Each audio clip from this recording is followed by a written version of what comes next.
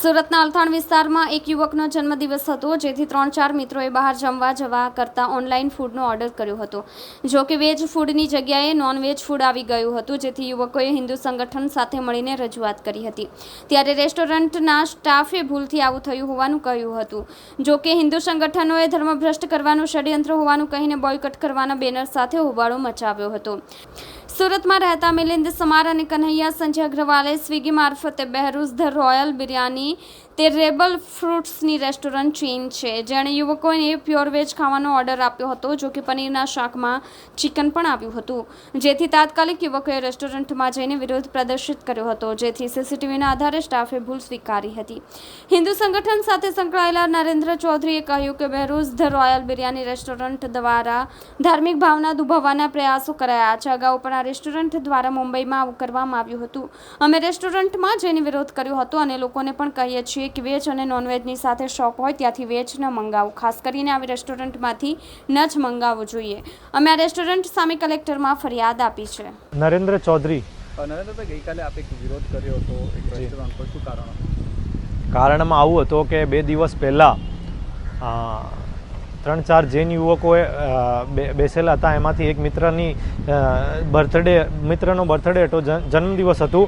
તો એ જન્મદિવસ નિમિત્તે એ લોકોએ એમ આપસમાં એ લોકોએ ડિસાઇડ કર્યું કે આપણે કંઈક ઓનલાઈન મંગાવીને ખાવીએ. તો એ લોકોએ અલથાણમાં બેસા એ લોકોએ સ્વિગી પરથી ઓર્ડર કર્યું.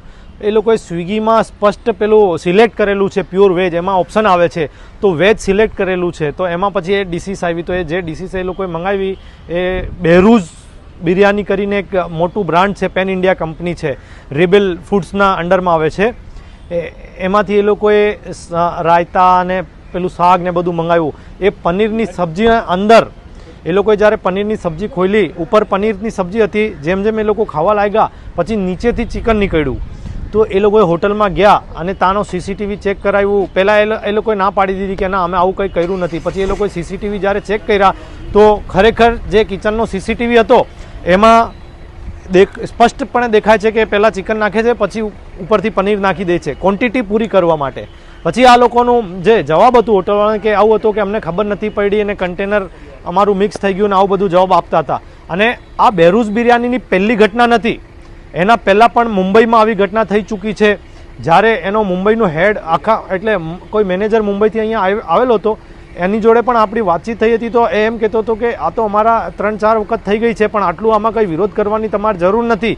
અમે મુંબઈમાં બી આવું થયું હતું કે એક MLAના ઘરમાં અમે પહોંચતું કરી દીધું હતું, ત્યારે અમારું સેટલમેન્ટ થઈ ગયું હતું કે અમે 100 ગરીબોને જમાડી દીધા હતા, એટલે અમારું સેટલમેન્ટ થઈ ગયું હતું. તમે કહો તો અમે બી 100 ગરીબોને જમાડીને સેટલમેન્ટ કરી શકીએ છીએ. આવા બધા જવાબ એ લોકોએ આપ્યા ને ત્યારે અમને ગુસ્સો આવ્યો ને અમે ત્યારે કાલે ત્યાં ગયા.